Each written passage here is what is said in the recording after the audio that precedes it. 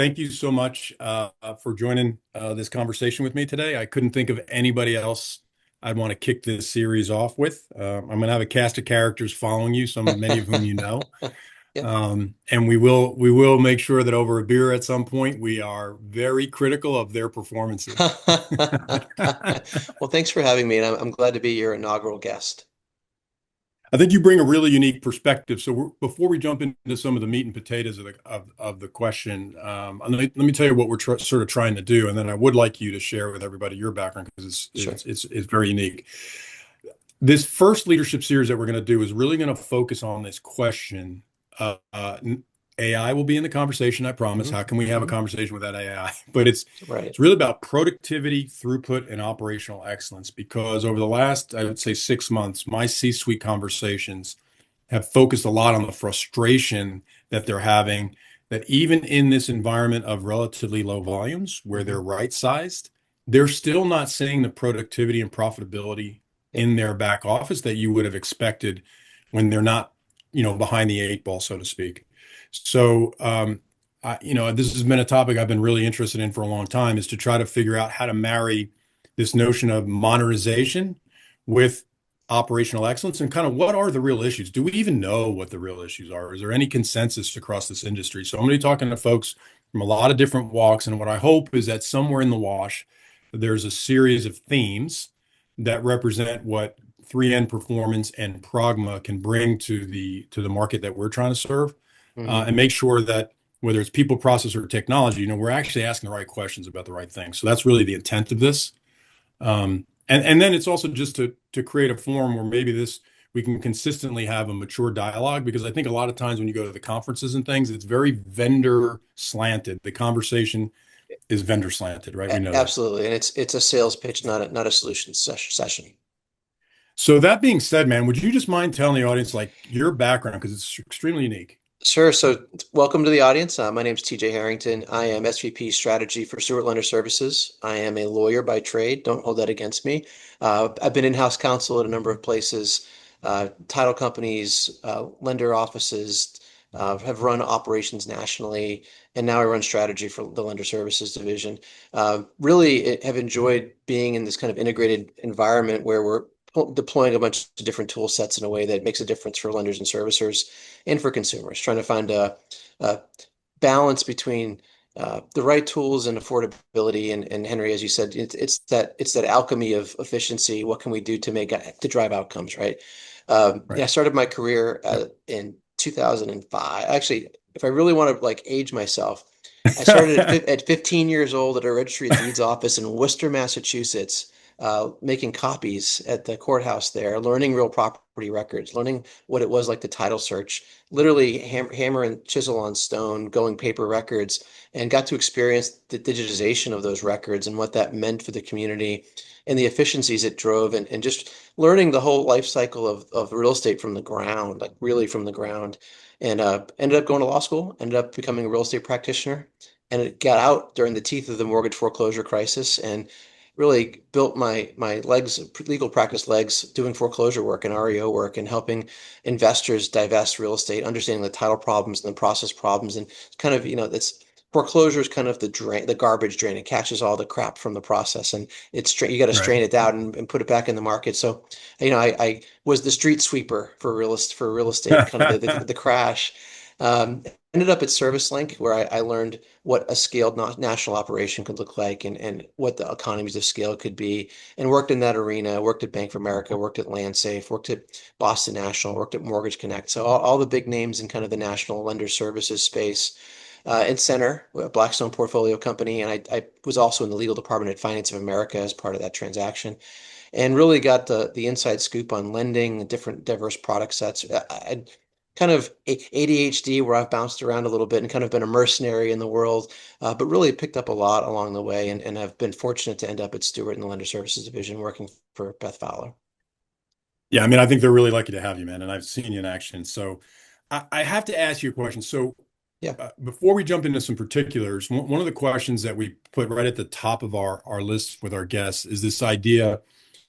When we talk about modernization of the mortgage lending operation, generally speaking, I thought it was interesting to ask a question about what, in your opinion, based on everywhere that you've been, how much of what we're facing right now in terms of the sense of urgency to, upgrade technology and systems and operations, how much of that do you think has been thrust on the industry from the outside in, and now lenders and, servicers and service companies are responding to some external impulse that has said, hey, you guys have to change because whether that's the consumer, whether that's Yeah, regulators, yeah. whether that's whatever. How much of it is outside in driven versus inside out creativity on behalf of the lenders that are actually starting to figure out some things? It's really hard to take a measure, but I'd honestly say 50-50. And the Yeah. reason why I see is there's pricing, external pricing pressure when you hear about Hmm. affordability and when you hear about the Hmm. cost of closings. We see it in our space where we're being kicked down by the GSEs on our pricing and title, on our prices and appraisal, obviously in credit and the conversations around FICO and 10T and Vantage scoring and kind Hmm. of trying to find efficiencies there. We see that driving our world significantly and in turn driving our lender clients. We also see lenders saying, man, I've layered all this technology in over the last 15 years, and my cost to produce controlled for inflation is exactly the same as I started. And Interesting. there's just not been a move. If you actually look at the NBA numbers and the cost to produce over the time, I mean, you've maybe beat out some of the increased costs of compliance as you've layered it in. Maybe you beat that out a little bit, but the numbers have not changed. And so for all the talk of modernization, of all the rolling out of things like automated service ordering and EPC, things like gateless and Candor for automated underwriting, some of the solutions that you have at 3N. So what we see Indicom trying to do with their automation. I mean, everybody's trying to take processes and make them more efficient, and we've gotten back to where we've started from a cost of per unit cost. And so Yep. I do think that, it's Einstein's definition of insanity, doing the same thing over and over again, expecting a different outcome. So we see Yep. this pricing, external pricing pressure from consumers. We see some success in the market where people have taken radical approaches of pulling different processes and starting from scratch. I think about Figure and the way they've been blockchain native in their digital originations process and what they've done for home equity, where they've been able to make it a standalone product that has been profitable for them. That's something that Hmm. you see consumer banks have struggled with a long time, where HELOC has been thought of as a loss leader retention play. Maybe we lose a little bit of money per unit, but ultimately we keep them in the fold and service our depository customers. You see it with credit unions, kind of a similar story. And so you see a success in the market, and I think that internally that sparks that competitive spirit and innovation in lenders to say, what can I do differently? Can I carve out a different channel for something like HELOC, where we see a lot of demand, so it's justified from a return perspective? What does that look like? And we're seeing that as an Hmm. internal driver from lenders today. How familiar are you personally with the Figure offering? Very familiar. So if you were using Figure as a role model for the rest of the industry, what are they doing that makes them truly future ready? Like what makes Yeah. them a little bit different than the average lender? So number one, they're not they're they started out as building a platform, and their idea Hmm. was, can we build this blockchain native platform to go to market and have it be the next gen originations platform? And no one bid on it. And what they said was, okay, we'll eat our own cooking and show the value of this technology, and that'll be the cornerstone. So that was number one. It was a platform first focus, which they did incredibly well and have been successful. Number two, their model is so different, Henry. And what I mean, they've gone kind of they've gone B2C and now they're going Hmm. B2B. So starting with B2C, they cast a very, Hmm. very, very wide net. They've Hmm. mastered the art of SEO, and if you go HELOC, your figures a top result in Google, and so they've cast a very wide net to get leads in, and they've built a process to where they strain those leads very carefully and boiled them down to what is actionable. But Hmm. their pull-through rate is incredibly low because what they've done is they have a fast fail process. You're either going to fit in their box or you're not, and they're going to strain you out very, very quickly. And so their pull-through rate from a top of the funnel down to the bottom closed units, it's a very aggressive. If you don't fit in, you fall out. You're And out. yeah, and that's a very hard model for retail LO. It's really a hard model for um, anything in the wholesale channels where you're working with brokers because you have that relationship piece where you want to find a way to yes, and Yeah. Figure's not afraid to say no. And that Right. makes Interesting. their buy box different, their capital markets outcomes different. And so they have this very efficient, if you're in the box for Figure, you have a very fast, delightful experience. If you're out of the box for Figure, you get turned down and you don't go through the machine. And the willingness to take that on as a process is very unique to their offering. Like you said, a retail lender that has a much broader customer base just can't afford to be that picky and choosy if they want to have any volume. That's right. And from I think about Brian Moynihan. I worked at when I time my time at Bank of America. I supported the NTP title strategy and land safe and divested land safe. And we had that time coming out of the crisis where a lot of the bigger institutional banks were questioning the place of mortgage in their offerings. And it's because of this experiential piece where you're saying, if I turn you down or I'm Right. heaven forbid, foreclosing on you, I've put at risk the core portions of my business relationship with you. Your Right. checking account, your savings account, your Merrill Lynch or Bank of America private bank, whatever Right. stair steps you've come into my ecosystem, and maybe mortgage isn't where I want to bet the farm on the relationship or HELOC or other places. And so it's the same paradigm where Figures flip that on its head by saying, hey, we've cast a wide net. We're not for everybody, but if you are for us, it'll be awesome. Yeah. Now it's interesting that you have that perspective on Figure because within your own organization, you guys are heavily involved in building technology of your own, right? And We are. even somewhat investing in ancillary technologies. I think one of your acquisitions was a point of sale tool, correct? Sure. So we own Cloud Verga. We also Yep. own Informative Research, which is a CRA that's really an orchestration engine. So they have obviously the credit pieces, but we've also bought the account check asset from Form Free, and they have a waterfall around verifications of income, asset, and employment. And so we are a tech forward thinking company, but we really look at it as a value added solution. So for Cloud Verga, for example, it's point of sale, but that layers in credit. It layers in the AVMs and asset data from our appraisal company and all the modernization tools we have there. It layers in title data that we have. So as a point of distribution and being able to gather that in a meaningful way to package to a Yeah. lender and a consumer for an experiential play. Um, and I think CV does a nice job. Tropos in particular, the new platform is highly configurable and product agnostic. So the idea that it can do nearly anything, as where the old Cloud Verga platform was a Lamborghini, but you couldn't drive it over speed bumps and you couldn't drive it when it rained. So it was very much a narrow use case from a solution perspective.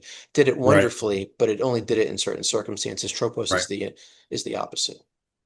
So I remember I actually had a great experience working with the Cloud Verga guys a little bit over the last couple of years when I was with IBM. We Hmm. had this concept we were trying to bring to market, and even in my most recent job, my CEO that I worked for couldn't articulate exactly what he thought a future mortgage platform needed to be, but he had a sense that it was something like push button get mortgage, and he would say It it to me all the time, push yeah, button get mortgage. it's the I call So it the Amazonification of the purchase process. Like the yeah, idea that you go shopping and you hit a button and you're able to buy a house.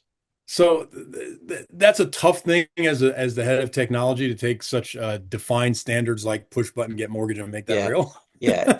Well, and I worked a lot with the guys at Form Free when they were still kind of out there and they were building Yep. that self-sovereign token of your financial data. And this idea of being able to put everything that's sourced validated data on a token anonymized to put into a marketplace to shop for deals. And the idea that it puts consumers in control of the lead gen process and that lenders are then bidding on you a la lending tree, but kind of in reverse in a certain way. That was a good idea of being able to arm a consumer with the necessary data in advance of going to shop. And that's really, I think, part of it's asset verification, which is part of the world that we live in today. Right. We have title, we have appraisal, we have inspections, and kind of all those pieces. And then you have the pieces in informative research, which is really the verification of the consumer, the capacity, the credit worthiness, all of those nice items you need to make a loan. You put them together, you get a purchase. But this idea that you have a marketplace of qualified assets with a marketplace of qualified borrowers and you put them together and you get a transaction. I think that's kind of the dream. Obviously, it's way more technical and hard than that.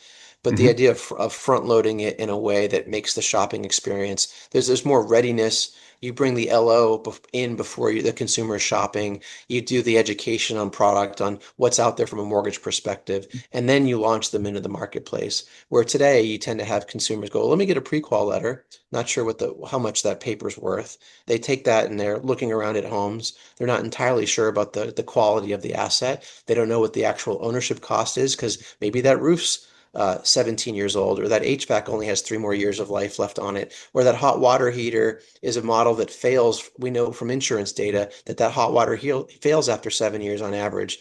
There's things you can do to kind of qualify the asset in a more deep manner that's not done today. That would take a revolution on the listing stage to be able to do that.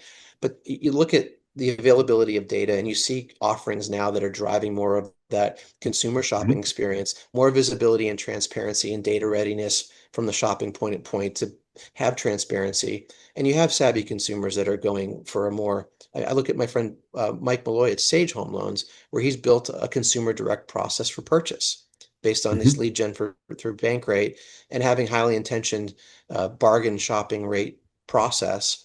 That's kind of, I think, a little nugget of what the future could look like if you do this kind of consumer direct model with readiness at the front. So absolutely fascinating. You and I have talked about this before, and it Yeah, makes all the sense in the world to have pre-tokenized camera-ready data, right? You're always that's walking right. around sort of Yeah, camera-ready. But yeah, yeah, we have some conversations coming up with some smaller credit unions who are put and community banks who for whom mortgage has not been necessarily a huge priority, but now given the balance sheet, they're going to come into it. And one of the questions that they tend to ask, which is really, I think, a really good question. If you haven't been a veteran mortgage person, you're coming into it new. One of the questions they've had of us is like, okay, smart guys, if we add a blank page and we yeah, can self-fund the build of a platform with our own dollars because we've got a huge amount of deposits, we've got money to spend.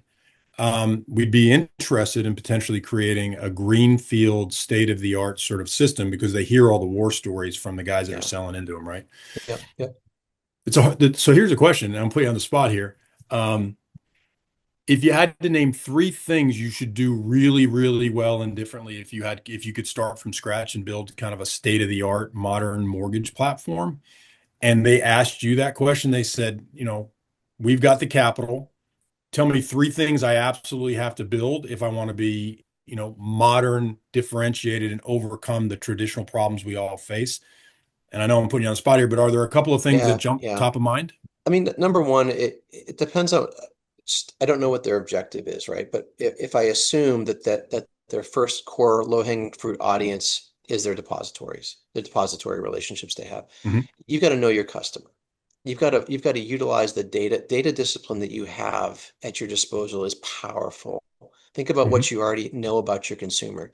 If they have a checking account with you or savings account with you, you're going to be able to proxy their income based on their direct deposits. You're going to be able to see their cash flow status. You're going to be able to see, roughly back of the napkin DTI. And there's so much you already probably know about your consumer that going into a mortgage transaction, you're going to be able to give them really good guidance just on that, right? Hmm. So Yeah. imagine you're a credit union consumer and you log into I don't know what the experience would be like, but I think that's the first step. But I think there's probably something from a digital intake perspective, which is what Figure's specialty is. Figure is saying you want a HELOC, click this link and we'll do an intake on you. And you go through a very native digital experience and they gather what they need and they make a yes or no on the first pass of that lead. Yep. Imagine you're a credit union, you do that, and then you hydrate all that data with things you know about them. You don't need to validate their income or have them tell you because you know what it is. Imagine all that pops into them, where it makes it easy, where it shows you know them, where it shows what are your financial objectives? What are you looking for? Hey, let me do a financial wellness check on you. You're paying over rate on your car loan. Let's get you there first, and that helps your DTI. The idea of being able it's that customer for life concept And from Yeah. a credit Yep. union or other perspective, being able to do a financial wellness check to make them mortgage ready. I think that's a Right. something that you got to turn it on its ear a little bit, make it Can I ask you a quick experiential. question about the mortgage for life thing real Yeah, quick? yeah, Not yeah, not not interrupt your school of thought. So, yeah. I've been involved with some of these companies that were trying to create a locker or a thing for life, and you've been heavily involved in the servicing side of the Yes. business as Yep. well. Why don't those um, digital wallets? What we've seen is people don't they use them initially and then they get away from Yeah. them and they don't Yeah. become ubiquitous. Any sense why they don't work? It's not I don't know if it's cultural. I mean, I have trouble getting my dad to pay with a debit card. I have trouble getting pay online. I think it's going to be a generational thing. I think Okay. about you think about the movies of the future, right? The Yeah. movies you watch are things where people are you go from tapping your card to flipping a little thing on your wrist or whatever else Yeah. it is. Eventually you get to that point where, if you said like 15 years ago, hey, you just tap your phone on a thing and you pay. Yeah. Right. Right. So Right. that's where I think it is. I think it's cultural where people get Apple Pay and Samsung Pay and Google, whatever the thing is.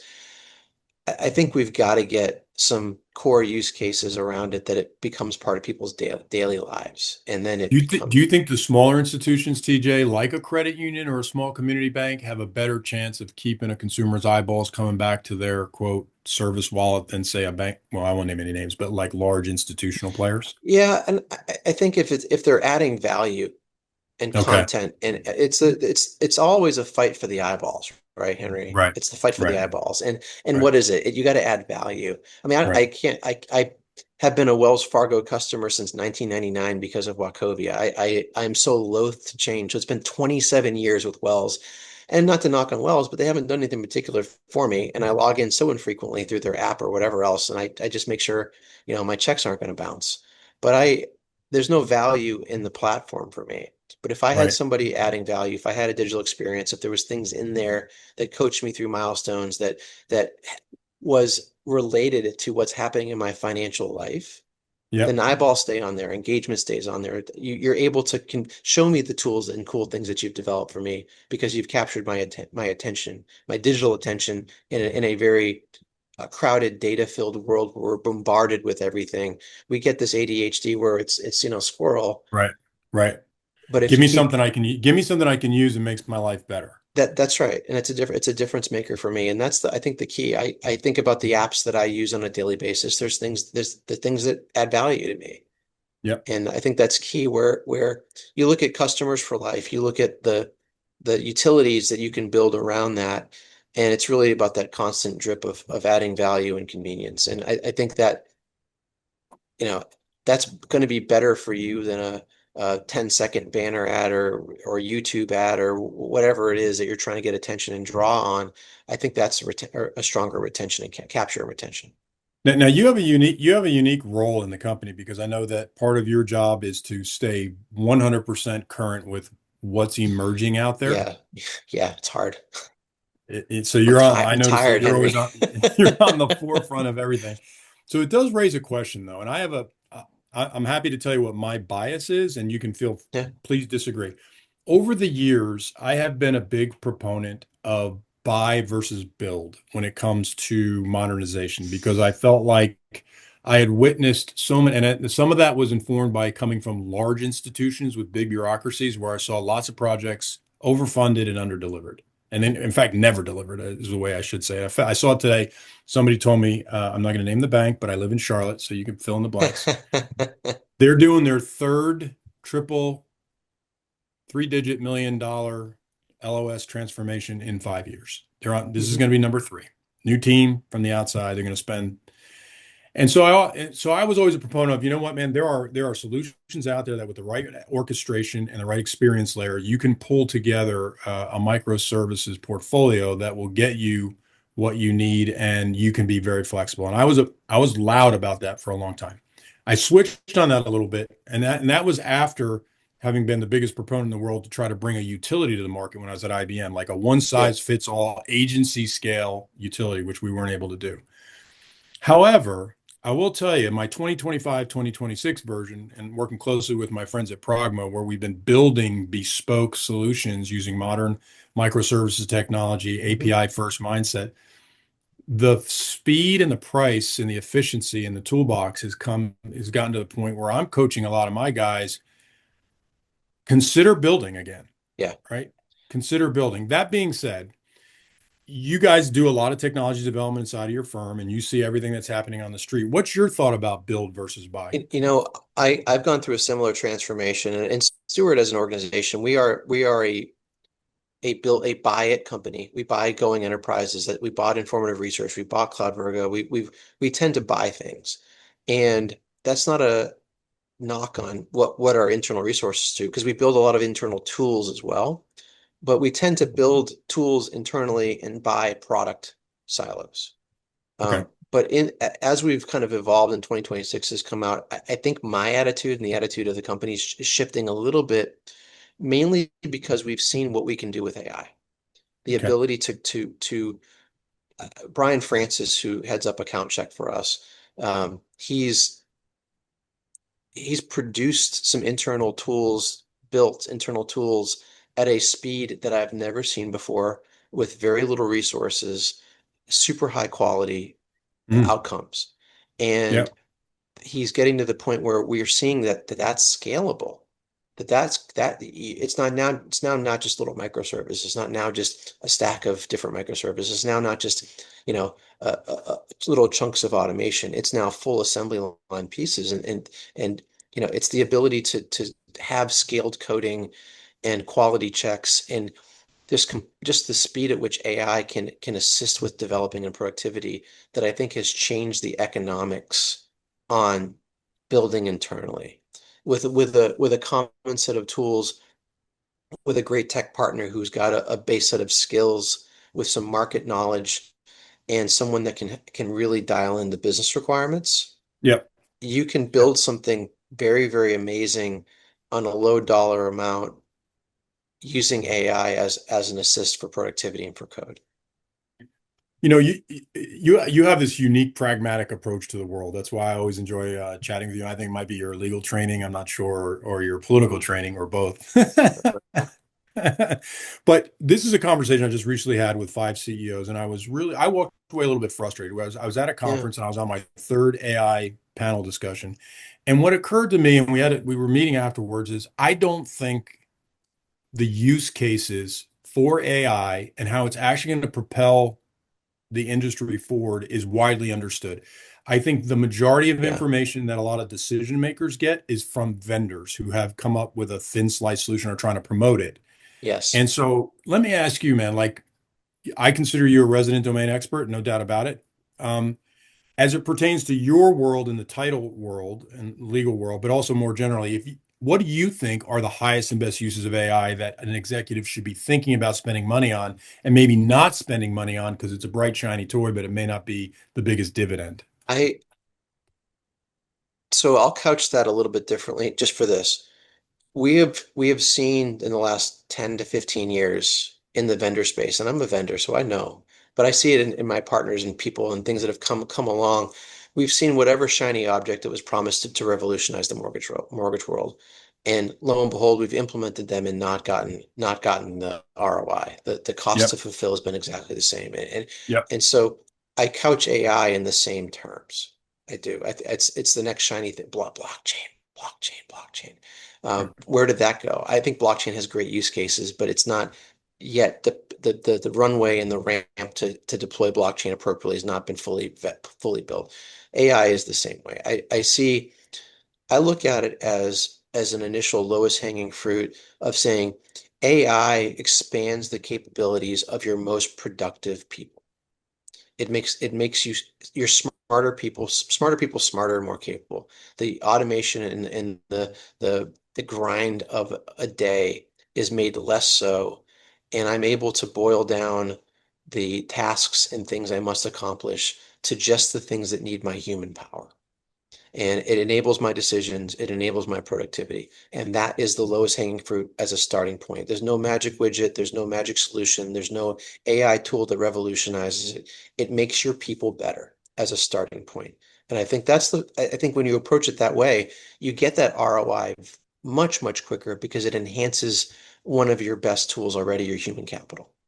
Well, I know you can't say that you can't provide me an answer on this one from Stuart Title's perspective. So Yeah. disclaimer, disclaimer, disclaimer. Right, right, right, right. But we are doing a lot of work with our intelligence. I call Hmm. it synthetic intelligence because I hate the term AI, but synthetic intelligence.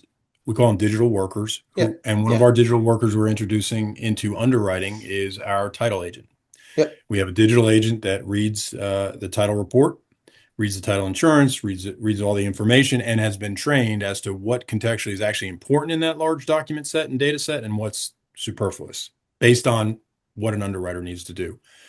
Are you guys comfortable with AI starting to interpret your product that's being delivered to a lender We're from an underwriting perspective? we're Or do you have any getting there. Yeah, concerns? we're getting there, Henry. So what we Okay. see in our world, we think about what we've seen in the last 20 years. We've seen automated title engines that are going out and querying different record sources, cross-referencing them, pulling in the title data, pulling in a soft credit hit, looking at trade lines, removing superfluous judgments. We've seen very good efficacy of that.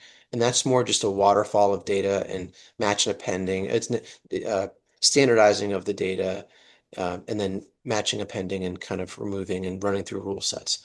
The next iteration of that is having as you said, a digital worker be able to do that. And Mhm. we've been deploying, been experimenting, been seeing things within that realm that have a good degree of accuracy. I'm not all the way there yet, but really think about it more like issue spotting. It's Yeah. not going to make the decision, but it's going to be able to call out what it sees. And we've seen a very, very high degree of accuracy in issue spotting, maybe not decision making. It's only a Okay. matter of time before we get to decision making. But I'll give an example I saw this week. There was an AI worker doing a review of a legal description on a property. It was Mhm. able to take the legal description, match it to the tax records, be able to do the meets and bounds description on the property, and saw that it closed, it matched the property, high degree of success, high degree of confidence in that. And then it picked out the fact that on one of the lines, it mentioned the property being all the property above the high water mark. That means you have riparian and littoral rights in title world, meaning in little piece of title, everything below the water line in a navigable waterway is held in trust by the state for the people. And so the erosion or accretion of a property is something that's a title matter and that affects the mortgage and affects the actual asset. And that AI was able to say, hey, this mentions water lines. That's important. Hey, human underwriter, take a look at this and see what you think. This is an item that needs to be addressed. And that's super smart. And that's something that could be missed by a human examiner in going through because it's an innocuous one little line in a big block of a legal description. Yet that's an important clue. And so seeing that enablement, that's what I mean by AI enabling your smart people. Right, right, Those kinds right. of things are making differences today. And today's version of AI is the worst version we're ever going to use, right? It gets smarter Right, every day as you feed it data. And right. just using those beginning use cases to enable your human talent, make a force multiplier. We're getting there, Henry. We're not 100% because title moves pretty slow, but we're getting Yeah. there. So this is where I wonder if I brought you to a board meeting with me to talk to 10 executives, say in the Florida market, Hmm. community banks, that if they've had the mortgage product, maybe all they've done is like had an extension of their commercial Fiserv platform where they're doing 10 mortgages a month or something. But now they want to go all Right, in. right, right. And they hear about this digital worker you just described, and they think to themselves, well, first of all, I didn't even know we had to underwrite at that level of complexity. Wow, that really scares me. So, what would you Yeah. advise? Like, what should we be advising executives in the institutions we're talking about in terms of should they bring that expertise in-house as it relates to how to use automation to improve the process, or should they be partnering with somebody? And should they be partnering with a vendor or with a developer? Because those are two different things, I think. Yeah, it's a tough question. It's a tough question. And I say, my lean is probably a developer versus a vendor. Yeah. And and I think about particularly credit unions service different communities and have their own use cases. And so I'd say you want something a little bit more bespoke versus out of the box. I will say one of the benefits of having a vendor though is if you structure the contract right, particularly with AI, and you're benefiting from the iterative nature of the improvement in the model, that's great. One of the unsolved things, and this is a whole other topic we can cover maybe over a beverage, is Mhm. the intellectual property of the product of that worker. And Interesting. Yeah. thinking about you don't own the maybe you don't own the AI model, maybe you do, but if you don't, is it a work for hire? And can you capitalize on that? Is that something that becomes an asset? Like today, very carefully in the world of appraisals, we're very clear that an appraisal is owned by the lender, right? Now there's disclosure obligations to a customer and other constituents in the market, but that appraisal is made for the benefit of a lender to make lending decisions.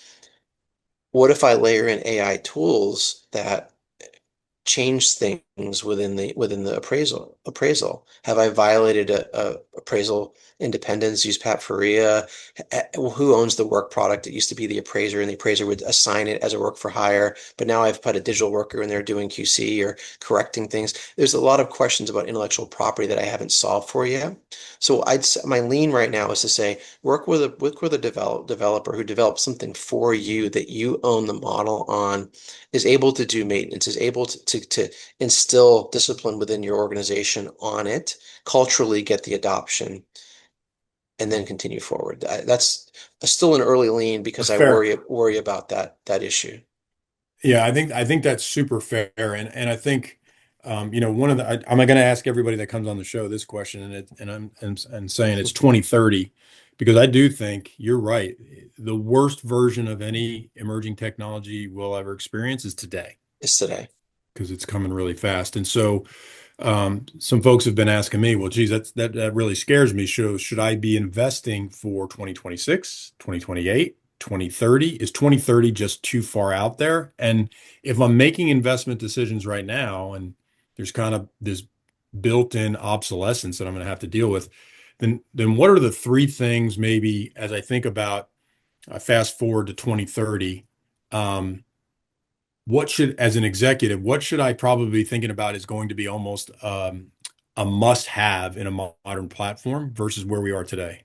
So the one thing I'll say about AI, about obsolescence, yes, the worst AI is today, but AI is iterative and it iterates every day if you design it the right way. And so you're not locked into current state where if you give it iterations and evolve the model evolves with your business. That's number one. So I worry less, I think about I'm not going to knock rocks too hard at my friends at ICE, but they move at a glacial pace, which is why they're called ICE. But you're saying, hey, where's my new Encompass feature? Right. Where's my new MSP feature? And you're locked into their development cycles. AI is constant improvement. It's the mantra of constant improvement. We always talk about, let me be 1% better every day.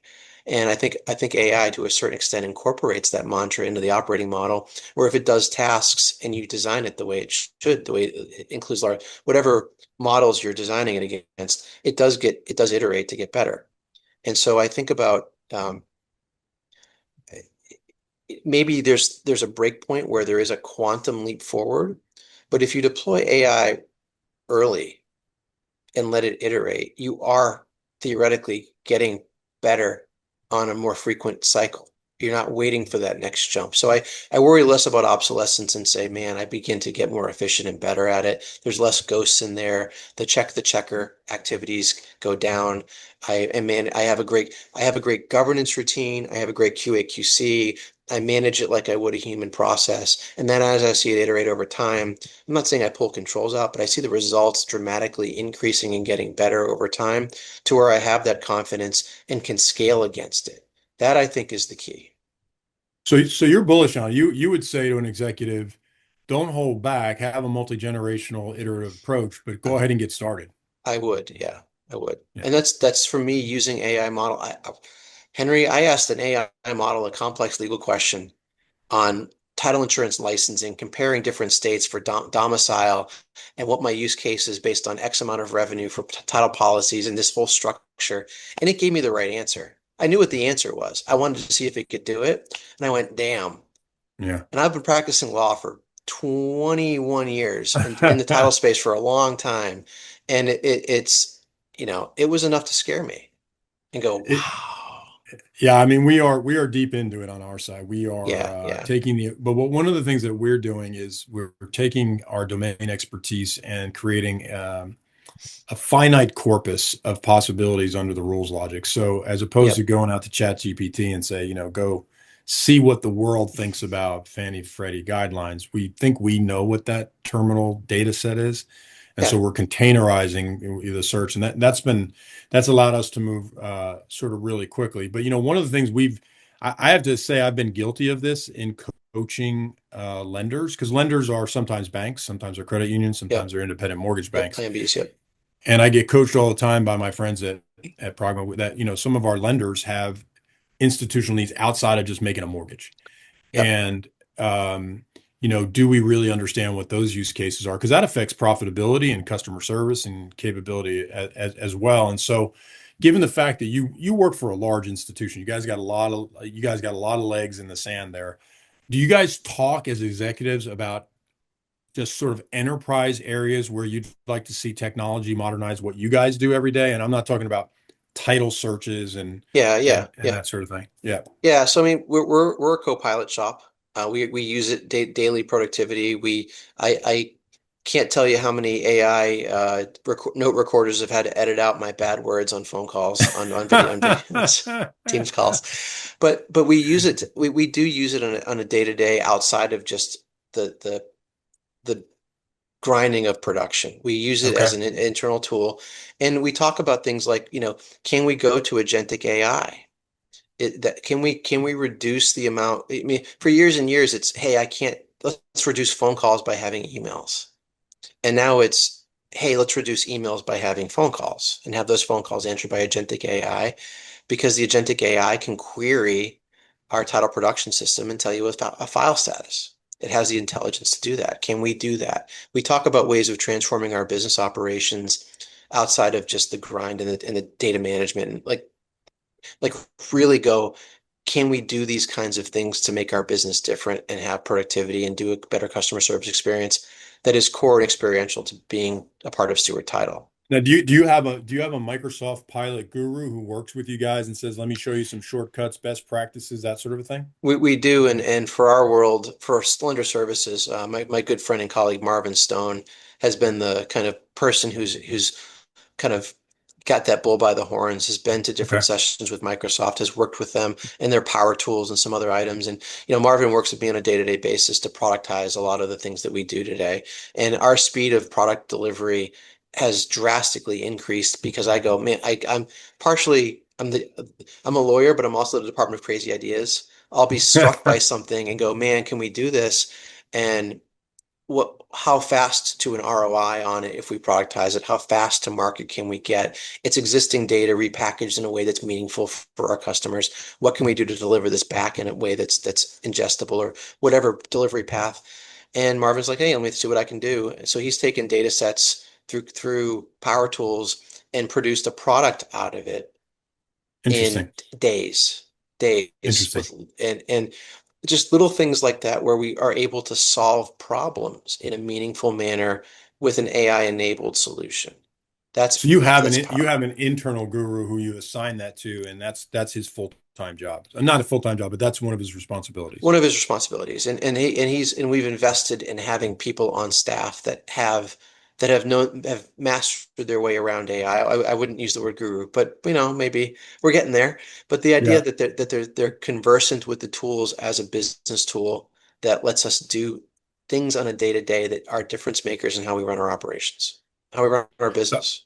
so I got two more for you, man. Yeah, We will do that. I could talk to you all day all long. day. Yeah, I yeah. just really appreciate your perspective. But um, two questions for you. One super pragmatic, and then one a little visionary. The Sure. practical one. You've been doing this a while from hmm every angle. What are two things that you see in the process of providing liquidity to a customer, originating, fulfilling, closing a loan for a customer that has absolutely stubbornly not changed at all and is still inefficient and still burns productivity you're just the two things, what are one or two things that you think have not changed in 20 years? So I've owned 3 or 4 homes, maybe 4 homes. There's a process of where I don't know if I've been approved for a loan or not. Yeah. Like there's like just that experience of being on pins and needles, getting steps back and whatever else. Like just that customer service experience. I think the inability to immediately provide certainty as to the outcome of the transaction. That's a again, that's a lot of processes that go into that and is built into that. Right. But Right. the idea of being able to have a level of certainty around that customer service outcome as immediate as possible in a way that is just that's an awful Black and white. process. Yeah, that's Yeah. awful. And it's title and it's appraisal and it's the Yep. credits and the verifications Sure. and it's the underwriting and all of that.